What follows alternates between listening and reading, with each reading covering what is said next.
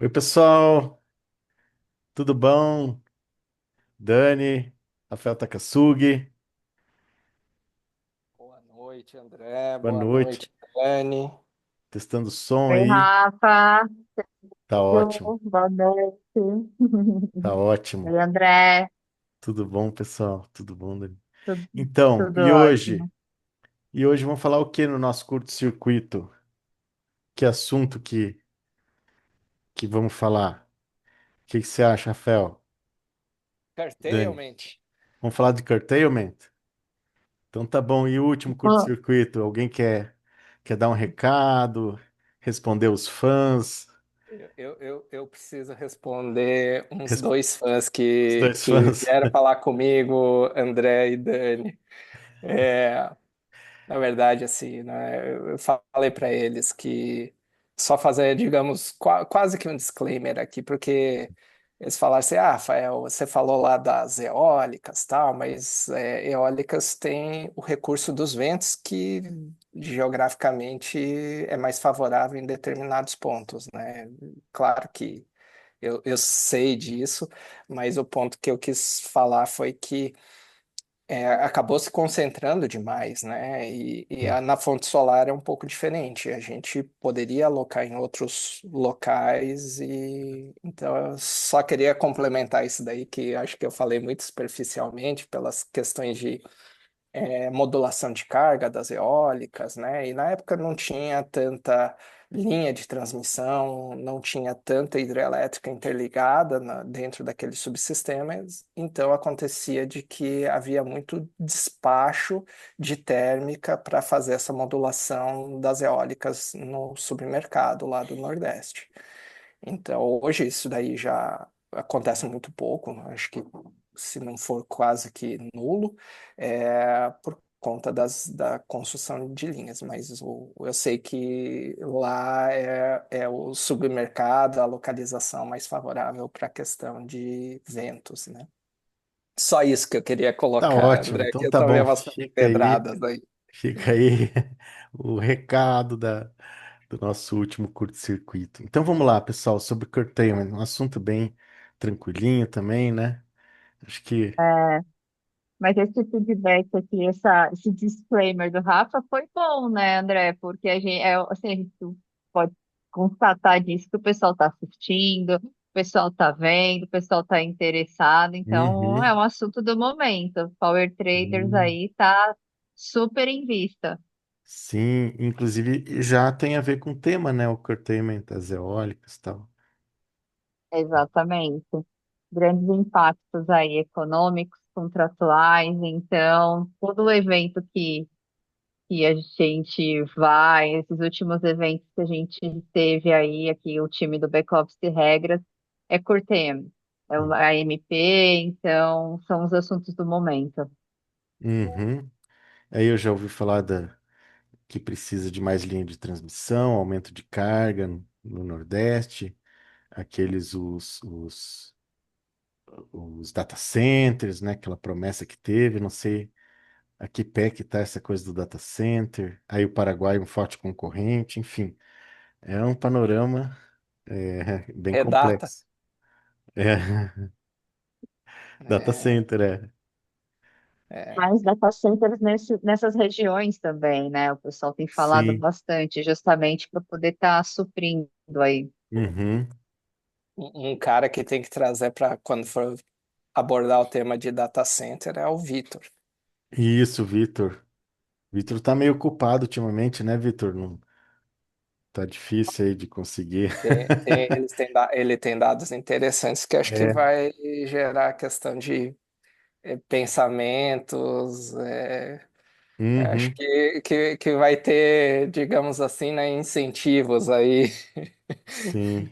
para causar mais distorções aí dentro do mercado aí. E Nossa. acho que, é, é, enfim.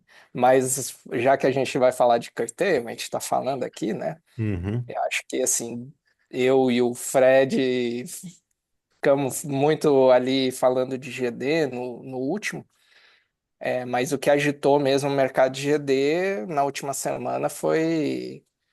os ofícios emitidos lá pela agência, pela ANEEL, para o ONS, na questão dos cortes da MMGD.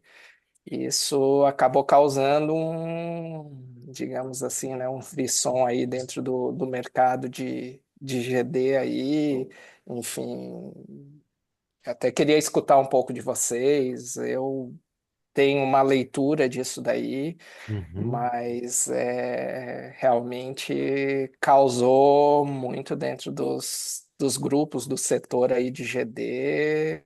Olha, teve uma repercussão grande esse assunto. Enfim, acho uhum, que a Dani também pode falar um pouco. Eu vejo aqui, assim, eu fico observando o impacto dentro do back-office, né? Então, tentando acompanhar e ver o que vai impactando aqui no dia a dia, né? Então, quando a gente está falando aí vocês até me corrijam, né? Quando a gente está falando aqui de GD, do Cortemen, a preocupação é esse inesperado, né? E como é que fica ali essa questão do ressarcimento, como é que fica essa questão da receita ali das usinas. Então, eu vejo que o pessoal vem muito falando disso, né? Então, nesses últimos eventos que eu participei, que teve aí na última semana, o pessoal fala muito isso, como é que veio o impacto na receita dessas geradoras, né? Então, nada definido, mas é um dos assuntos assim também que todo mundo fala, todo mundo expõe sua opinião, que eu acho que está super certo, né? Que aí transforma num grupo de trabalho, todo mundo vai para casa e faz a lição de casa ali depois, mas todo mundo nessa incerteza, esperando para ver o que vai acontecer aí, o que seriam os próximos passos e nos próximos dias, né? uhum. Então, E você, Rafael, André? eu acho que a solução é simples, mas na conjuntura atual difícil de alcançar, né? Aumento de carga, aumento de linha de transmissão, e tem que resolver o problema, né? Tem que resolver. Claro que elas cresceram exponencialmente, e tal, né? Contando com aumento de carga, né? E tem tanta coisa que a gente poderia fazer. Hidrogênio renovável, né? Num país como o nosso, tem matéria-prima suficiente. Os data centers já comentados, né? Uhum, Resolveria uhum. tranquilamente, daria e sobraria para resolver os problemas. Agora, na conjuntura atual, eu não vejo outra. As leis da elétricas, elas se cumprem, né? Se você tem uma sobrefrequência ou uma subfrequência, o ERAC tem que atuar, né? Ou você faz um corte de carga, um corte de geração, aliás. Não sei, para mim parece simples a questão, né? O que complica é depois é, como resolver, né? Os agentes, né? A conversa, tudo isso complica, né? Mas em termos de sistema elétrico, não tem o muito o que fazer, né? O que que você acha, Rafael?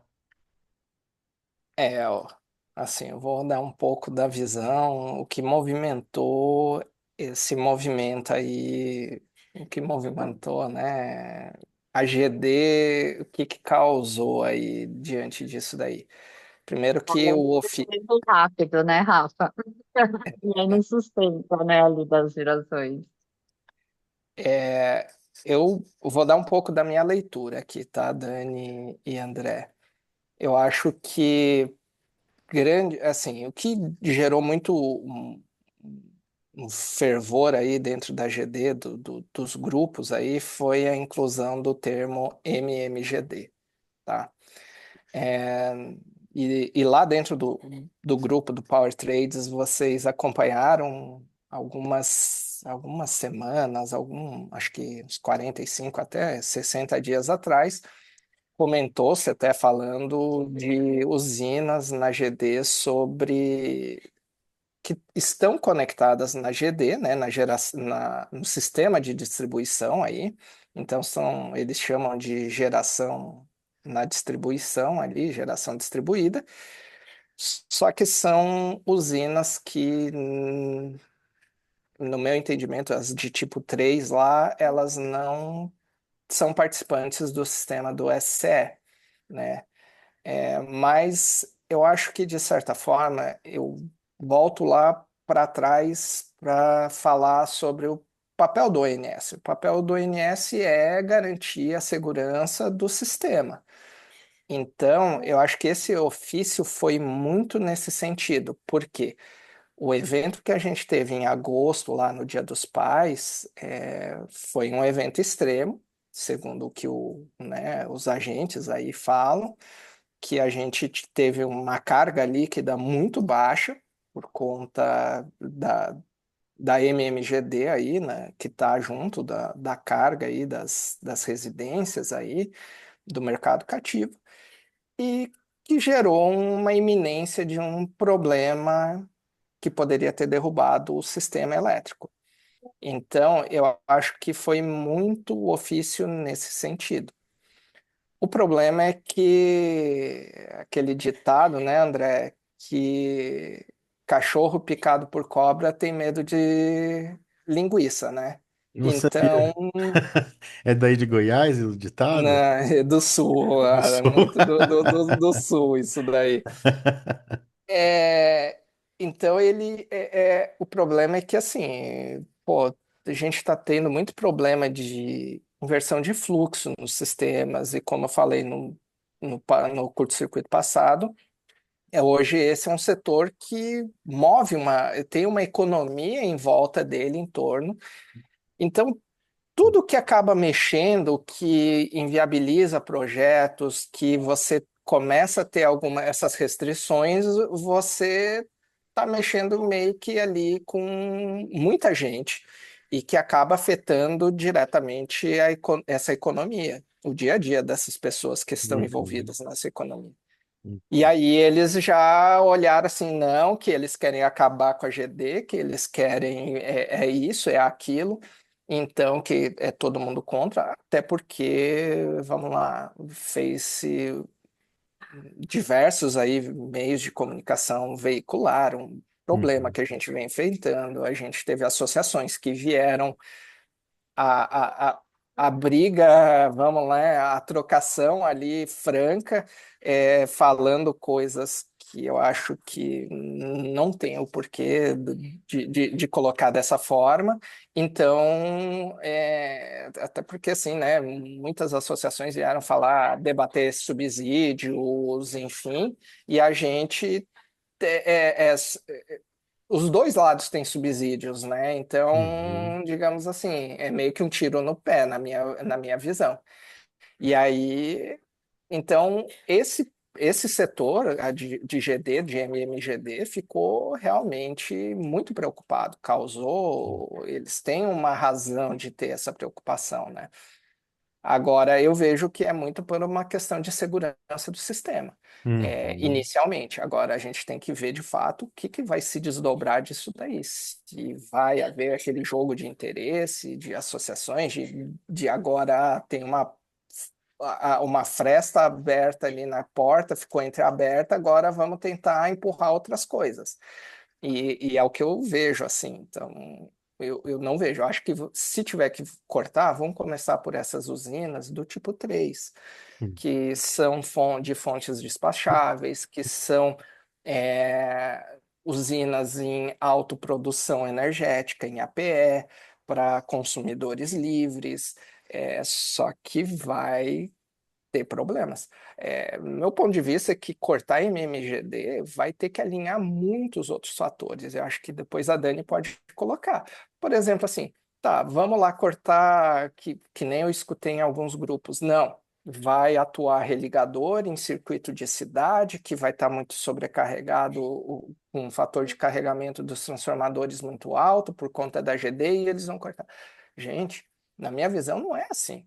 Cara, como é que vai ficar dica e fique da distribuidora se ela fizer isso? uhum, Não, então vai ter que passar uma série de questões regulatórias antes para chegar nesse ponto. Esse é meu ponto de vista.